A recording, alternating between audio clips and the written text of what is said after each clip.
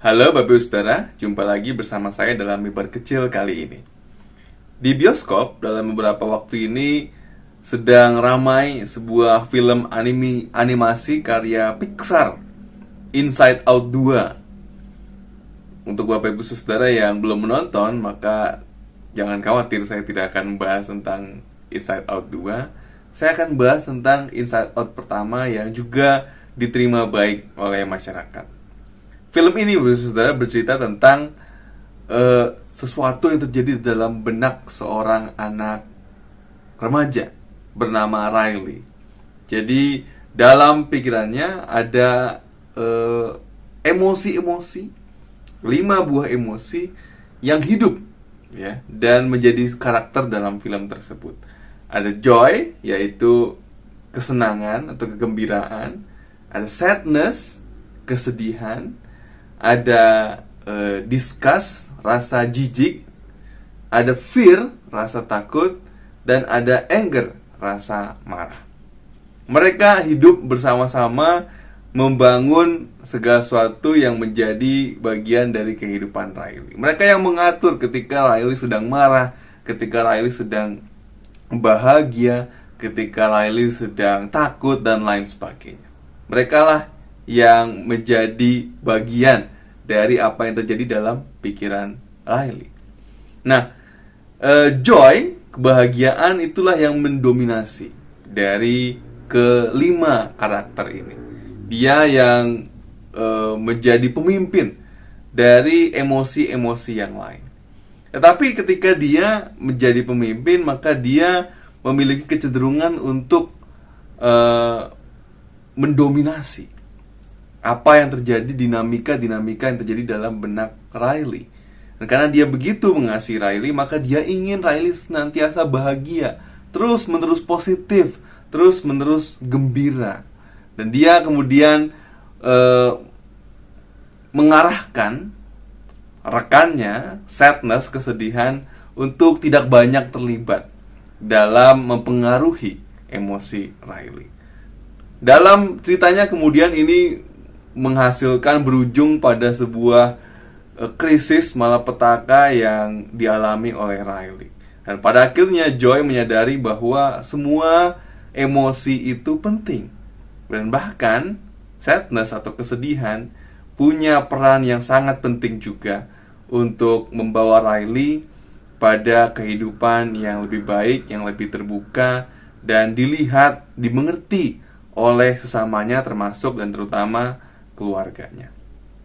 Bapak Ibu Saudara, kadangkala dalam kehidupan kita suka memaksakan segala sesuatu yang positif. Kita harus nantiasa gembira, nggak boleh sedih, nggak boleh takut, nggak boleh marah, harus senang, harus gembira, dan lain sebagainya.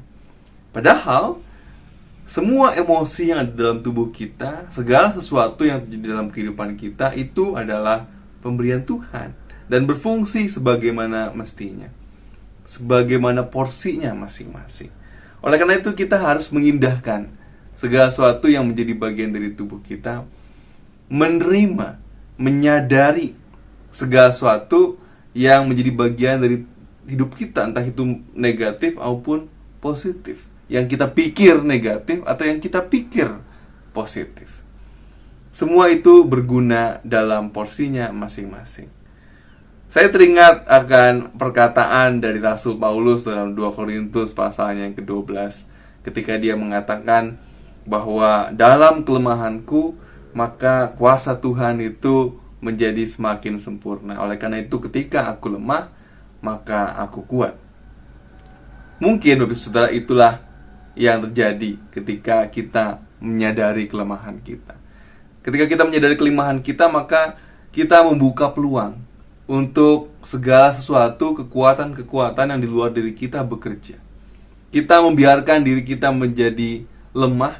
Kita menyadari dan menerima diri kita yang lemah dan rentan, supaya kita juga boleh menikmati, merasakan segala kekuatan dan dikuatkan oleh segala sesuatu yang ada di sekeliling kita, untuk kita juga hidup bersama-sama, merasakan karya dan kekuatan Tuhan yang luar biasa yang juga mungkin bisa berkarya dalam kehidupan kita. membiarkan Tuhan berkarya. Itu juga berarti menyadari bahwa kita penuh dengan keterbatasan dan kita tidak bisa berjalan sendirian.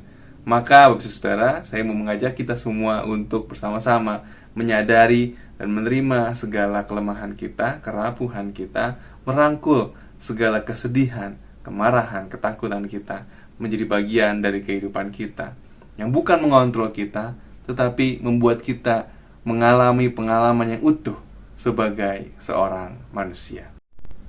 Mari kita berdoa. Ya Tuhan, kami sungguh bersyukur untuk segala penyertaan Tuhan dalam kehidupan kami.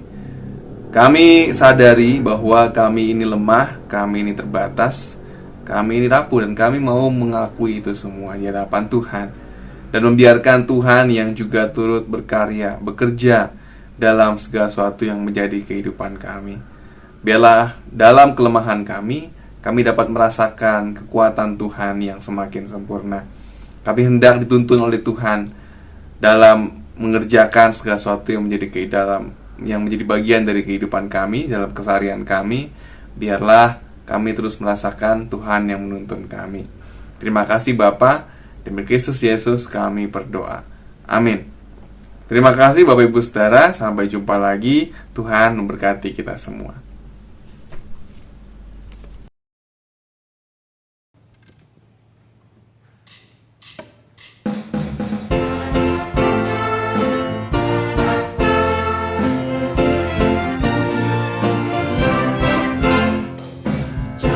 Yang manis kau tak kulupakan, tak terombang-ambing lagi jiwaku.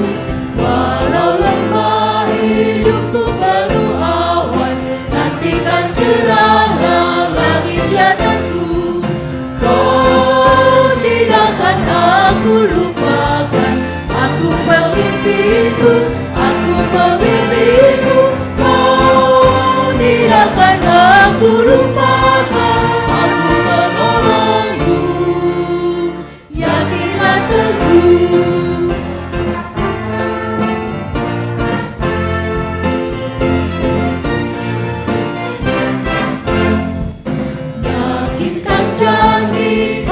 Lupakan, dengan sukacita aku jalan terus.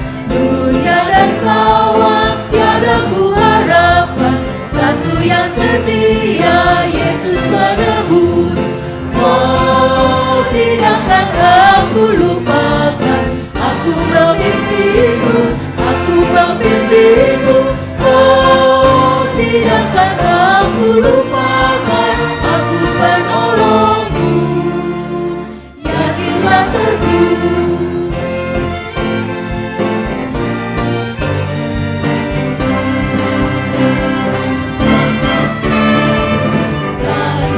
Pintu surga dibuka,